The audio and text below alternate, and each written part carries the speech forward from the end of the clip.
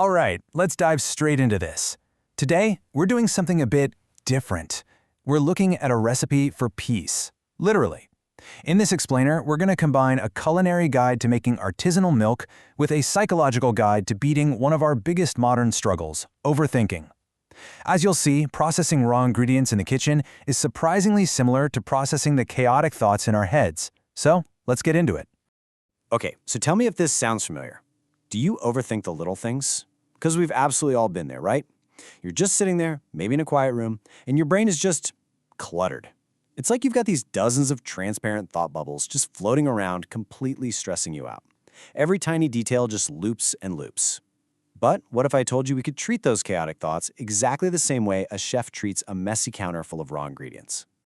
Which brings us to Section 1, Gathering Your Raw Materials. Now, let's actually look at the scattered raw inputs we deal with every day. On the culinary side of things, we've got fresh, full-cream milk, some milk powder, sugar, and maybe a dash of vanilla essence.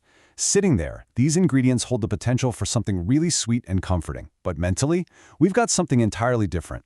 We've got endless looping thoughts, the pressure of fast-ticking clocks, and just mounting stress. And here's the thing, left unmanaged, both of these just sit there in a raw state. One's a messy kitchen counter, and the other is a totally exhausted, worried mind. And that leads us to this incredibly fascinating definition from our source material. Get this. Overthinking is not inherently a permanent flaw. It's not a disease. It literally just becomes a habit of the mind. I absolutely love this framing. Think about it. Leaving your milk, sugar, and vanilla just sitting untouched on the counter, that isn't a finished recipe, right? It's just a state of inaction. In the exact same way, letting your thoughts race on a loop is just a habit. You have the power to step in, pick up those ingredients, and actually start processing them. So let's move right into Section 2, the art of processing. This is where we go from just passively observing the mess to actively doing something about it. Step 1. We pour that milk into a saucepan, add in our powder and sugar, and stir continuously over some gentle heat. Mentally, Step 2 is the exact equivalent. As the heat of your day rises and those anxious thoughts start bubbling up, you just observe them. Watch them float by like clouds in the sky without actually reacting to them. Step 3 is taking the milk off the heat to cool and bottle, which pairs up perfectly with Step 4, practicing slow, deep breathing to firmly ground yourself right in the present moment. You're literally cooking down the stress. Which brings us to this super grounding quote. When useless thoughts come, don't believe them as truth. Just let them pass. I mean, let's look at this from a chef's perspective for a second. You wouldn't arbitrarily toss a giant handful of salt or a heavy dash of existential dread into a sweet vanilla milk recipe, right? No way. So why on earth do we do it to our own minds? You definitely shouldn't let useless, looping worries curdle your mental state by accepting every heated thought as the absolute truth.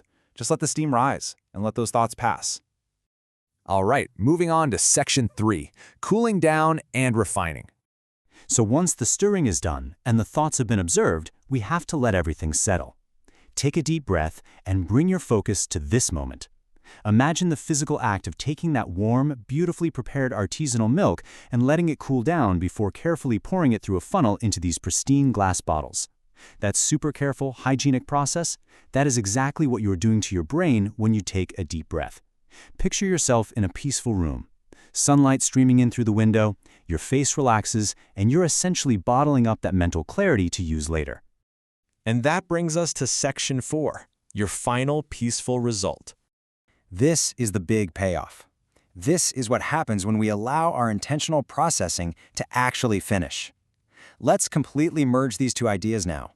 On one side, you have perfectly chilled, homemade milk, neatly arranged on a table, ready to serve. Premium presentation, it's satisfying, it's complete. And on the other side, you have a confident, smiling person walking outdoors in a sunlit park, filled with a genuinely hopeful mood and a peaceful mind. By realizing that not every single stressful idea that pops into your head is true, you completely free yourself from that exhausting habit of overthinking. You've taken a messy counter of raw anxieties and turned it into a refined, peaceful state. As we wrap up today's explainer, I really want to leave you with this final thought. You now know the exact steps to take raw ingredients and bottle the perfect artisanal milk. But more importantly, you know the steps to process the raw stress of your day.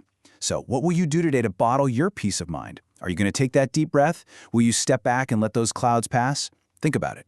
Thanks so much for joining me on this little journey of the mind and the senses, and I'll catch you in the next one.